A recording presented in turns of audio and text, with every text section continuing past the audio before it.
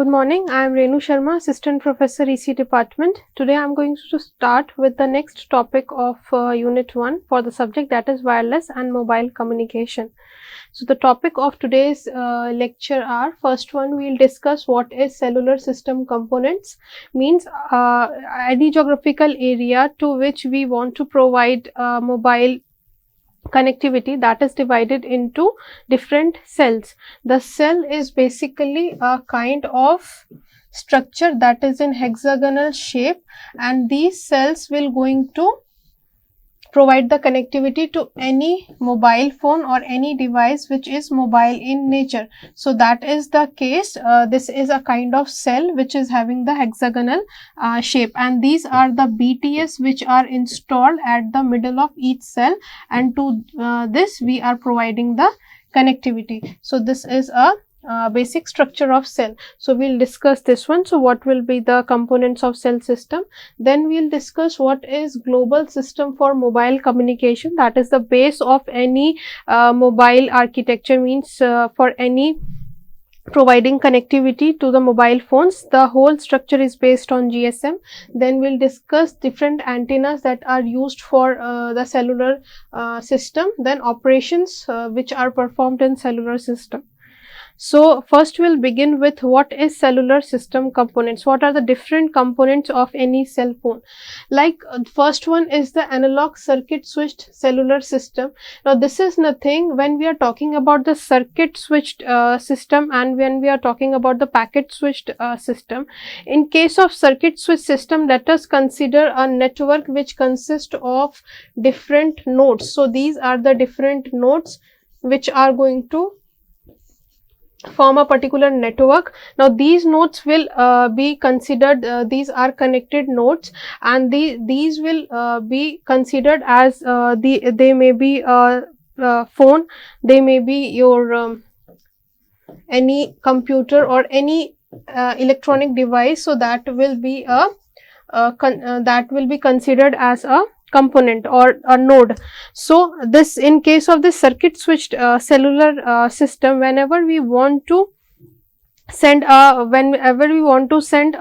packet to particular system, like this is the transmitter, this is the receiver, and we want to transmit our data from here to here, then a circuit will be formed, like a connected link has to be set up between the transmitter and receiver so that the particular packet will be received at the receiver side. So that is the case for circuit switched cellular system. So it consists of a mobile unit, that is also known as a mobile subscriber unit, that is nothing, it is a cell phone.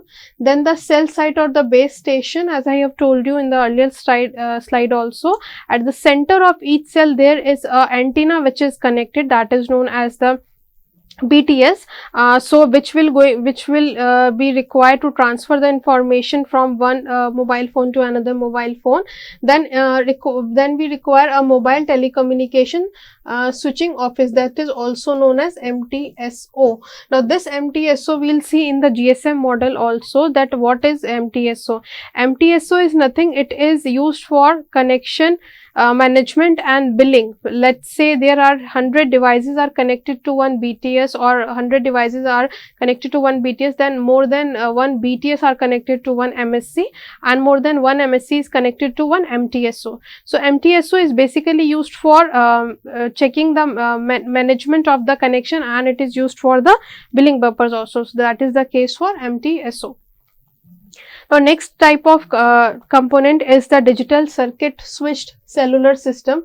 In case of digital circuit switched cellular system, like in the previous case it was analog in nature, this one is digital. It consists of a mobile station, then a base station or a BTS, that is the base transceiver station it requires, then a base station controller, that is also known as BSC. So more than one BSC is connected to one MSC. Then it requires a switching subsystem which will be required to switch the information from one device to another device. So means to change the control signals from one device to another device.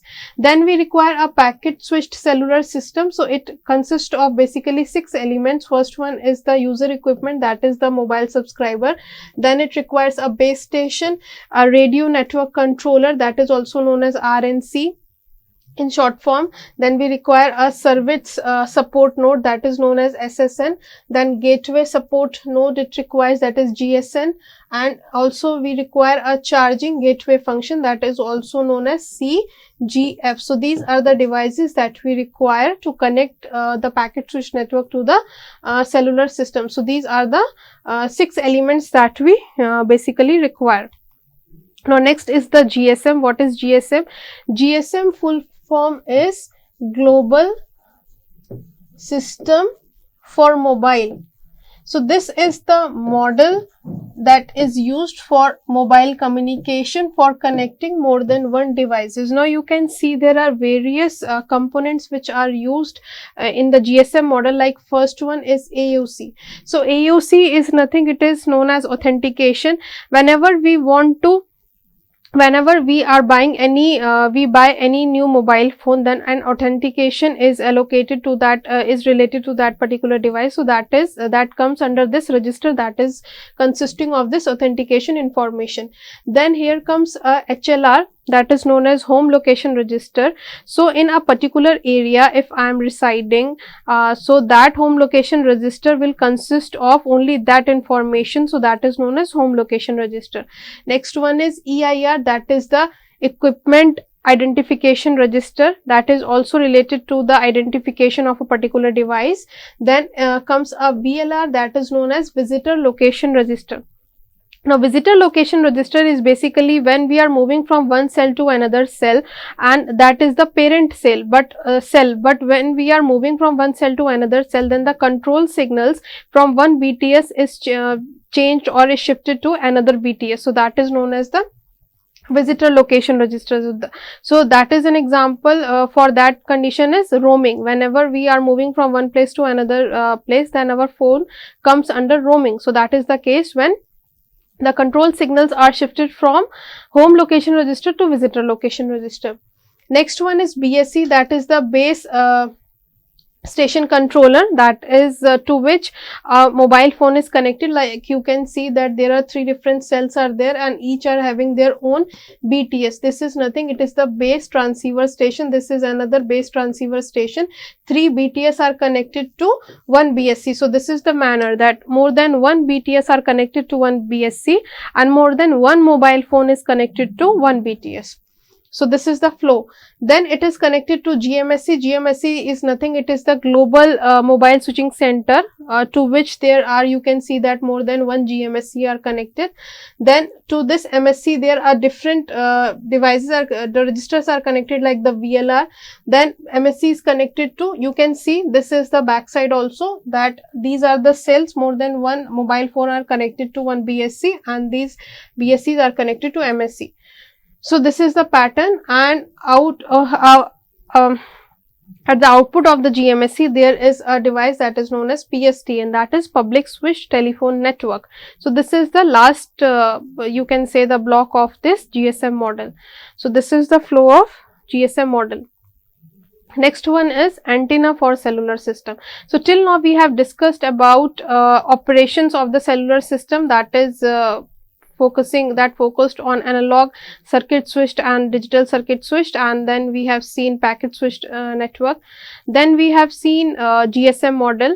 Now to transfer any information like from one BTS to another BTS, these are nothing, these are this condition is fulfilled by these antennas. Now these antennas, in case of cellular system, there are different types of antenna we can use. Like first one is the omnidirectional antenna. Now what is omnidirectional antenna? This is nothing, the radiation pattern of this particular omnidirectional antenna is circular in nature, or you can say it is spherical, and which means, let's say this is the antenna, then this will be the radiation pattern of this particular antenna. So the gain of this antenna will be is equals to 1, which means this is universal. The gain of any circular or omnidirectional antenna is equals to 1, and it is related to directivity also, like G will be is equals to eta into D. So this is the formula. If you want to calculate the directivity of any directional antenna, then G is equals to eta into D, where eta is the efficiency of the antenna. So this is the relation that can be used for any antenna. So this is for circular antenna. Now if I am considering a directive antenna or the directional antenna which will going to focus the energy only in one direction, let's say this is the antenna, then this will be the radiation pattern. So how you can justify this? This one is the major lobe of this antenna, which means the most of the energy of this antenna is directed in this direction. Least energy will be directed in this direction, so that is known as the minor lobe, or the lobe which is in the back side of this particular antenna. These are the side lobes. So these are basically the side lobes that we have considered over here. So which will going to scatter the energy in every direction. So basically we have to consider two lobes, major lobe and minor lobe. So this is the condition for the directional antenna. Now next is antenna. Omnidirectional antennas are nothing but the dipoles, and they radiate in all lateral directions. Dipole are made up of wires. There are different types of dipole are there, like half wave dipole, lambda by 4 dipole, which means the length of particular antenna is lambda by 2. Lambda is nothing, it is the wavelength at which the frequency is at which the particular antenna is operating. It can be lambda by 4 also. So these are the various length, or you can say the dimension of the dipoles that we can consider.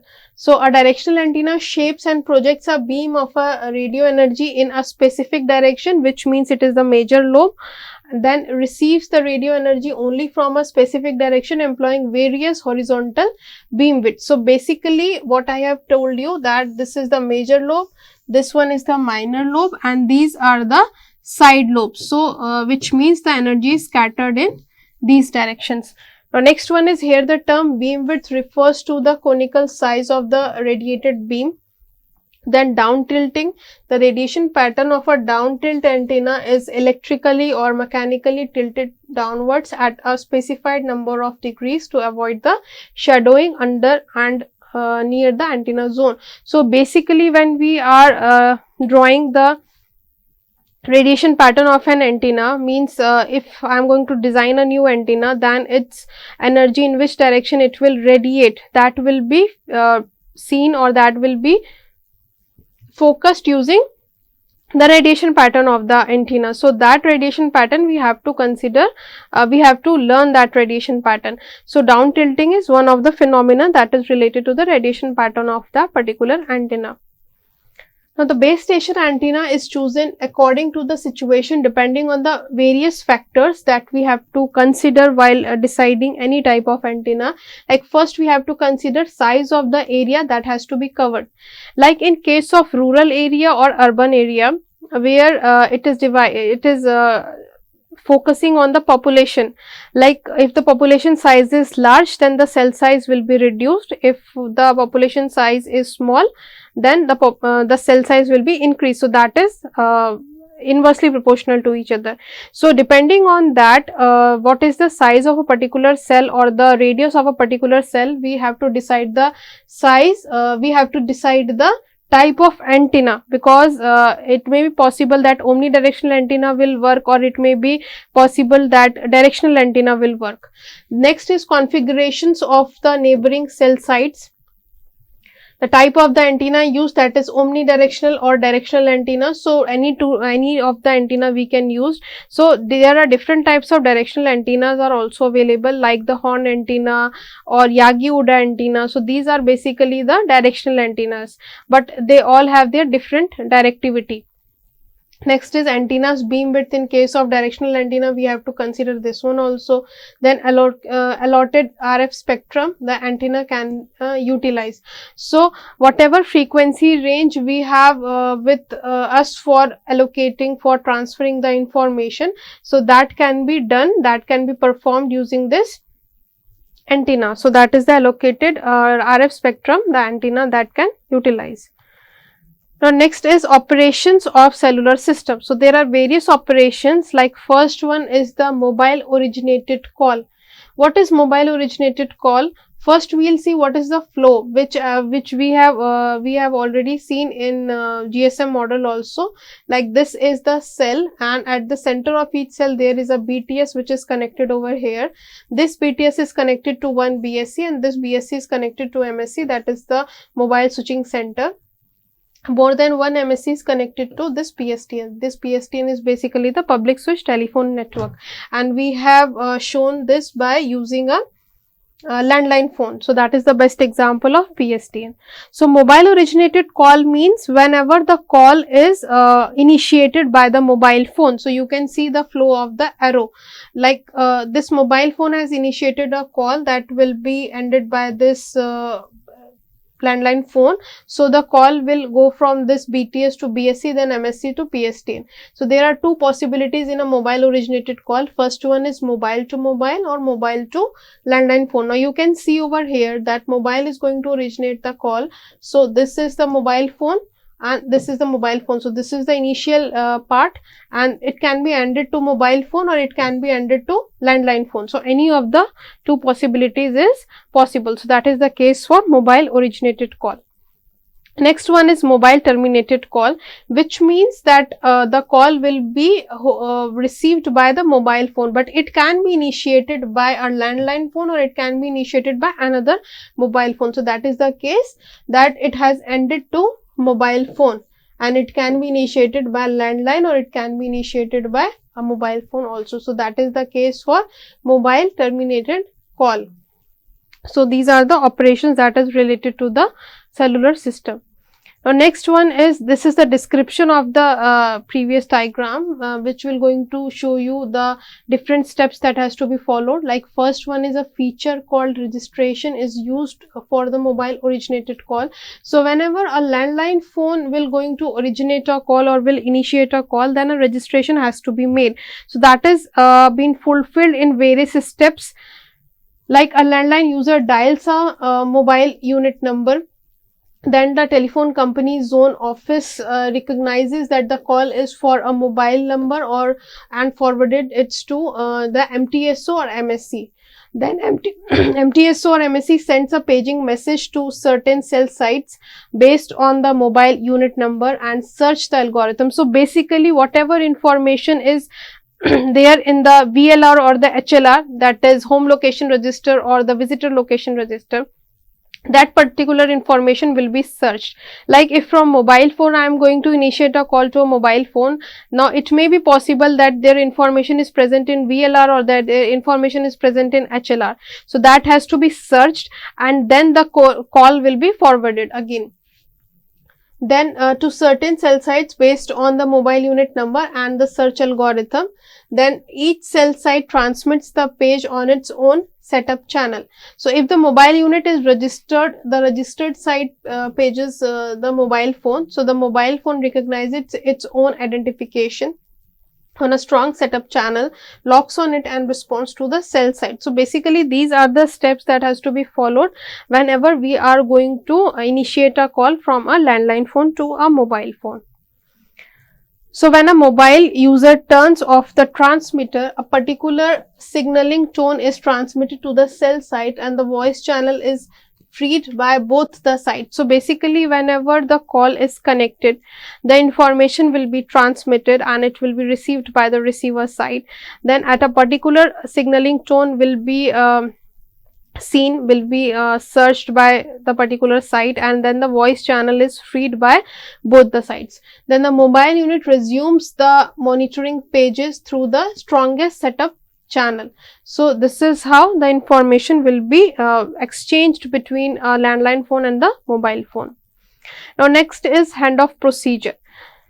So whenever a mobile phone will going to visit another cell, then the control signals will be transmitted or will be transferred from one BTS to another BTS. So that is the case which is known as handoff procedure. Whenever we are transferring the control signal from one BTS to another BTS, like you can see in this example also, this is base station A, this is base station B, this is base station C. This is A part, this is B part, this is the mobile phone. Communication interruption due to A to B switching and proxy redeployment. So basically, when a mobile user turns off the transmitter, a particular signaling tone is transmitted to the cell site and voice channel is freed by both the sides. So that is the case where handoff procedure will be done, like you can see in this diagram also. Like this is base station A, this is base station B. From here only the handoff starts and from here the handoff will terminate. So in case of roaming situation or whenever the call is ongoing and the transmitter or receiver both are moving, because we are talking about mobile communication, when both are moving, then the control signals will be transferred from one cell to another cell, or you can say from one BTS to another BTS. So in that condition there are different possibilities are there. Like in some cases there will be call termination will be there, because the duration during which the control signals are transferred from one point to another point, so there is a condition that it is not it is not done properly. So in that condition the call may terminate. In some cases the call may block also, the call dropping possibilities is also there. So these are the different circumstances, or you can say probabilities, which can be there in handoff procedure. So these are the few terms that is associated with the handoff procedure. Like first one is handoff probability. It is the probability that a handoff is executed before the call termination that I was talking about. Then rate of handover, number of handovers per time, like during a 1 hour call, how many number of times the call is handoff. So the hand off from one BTS to another BTS. Interruption duration, it is the duration of the time during a handoff procedure in which a mobile is not connected to any base station. Then handoff delay will be there, like the time when the handoff is actually has to be made and when it is been done. So that is the delay. Then unsuccessful handoff is there. In that condition the call will be disconnected. That handoff blocking probability is there. In some cases it is not completed successfully. This is the handover margin. This is the very important formula that we have to consider, which consists of PR, that is the received power for handoff, minus the received power, that is minimum usable. Now next is method of handoff. So there are different types of two methods are there. First one is mobile assisted and next one is base station assisted. In case of mobile assisted, whenever the handoff is being done, all the control signal transferring is done using the mobile phone only. And in case of this base station assisted, all the operation will be done by using this MTSO, which is the main part of this base station assisted handoff. So these are the different types of handoff. The ability to select between instantaneous received signal from a variety of base stations is known as soft handover. This is the condition of this is base station 1, this is base station 2. You can see the distance. This D0 is small as compared to D2 and D1. So that's why the handover will be done. Next one is channel assignment. In case of channel assignment, when more than one fixed channel is to be assigned, like fixed channel is there or borrowing strategy is there. So there are different assignments are there, means whenever we are transferring the control signal to another BTS, then it may be possible that the fixed set of frequencies is allocated, or if that set of frequencies is not appropriate, is not enough, then we can borrow the particular channel, or we can borrow the set of frequencies. So that is the case for borrowing strategies. And dynamic channel assignment, which means it is not static in nature. Whatever frequency we require for that particular communication, we are going to allocate it, and for the next communication it is also possible that that particular set of frequencies can be will not be allocated in the same proportion. This is the co-channel interference. So, this lecture is all about GSM model, different operations which are done in the cellular system. Then we have discussed about antennas. So, this is all about today's lecture. Thank you.